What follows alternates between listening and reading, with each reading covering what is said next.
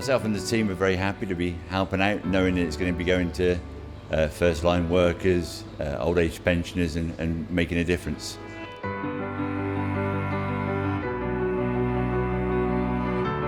We started production on cooking yesterday and we used 50 kilo of beef. Today I think we're going to use 100 kilo.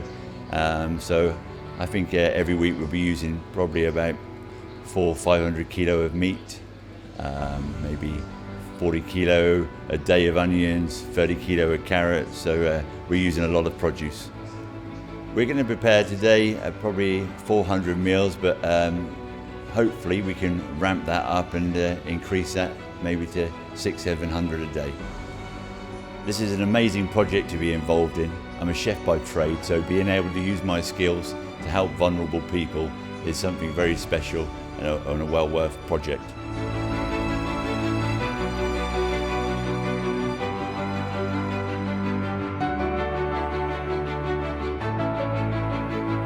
For us to have JCB involved in the project over this crisis now is so important.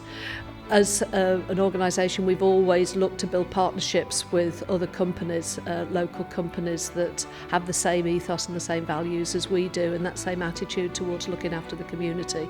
And JCB ticks every single box. So we're utterly delighted that this has given us the opportunity to work with JCB. This food distribution for local families will be a godsend, it'll be a lifesaver. We've already been going into homes. We had a lady at the weekend who's a single mom with 5 children, one of whom has a hole in the heart. So she is isolated for 12 weeks and she can't get out to the shops and you can't get delivery slots now. And so our food was the food that she got.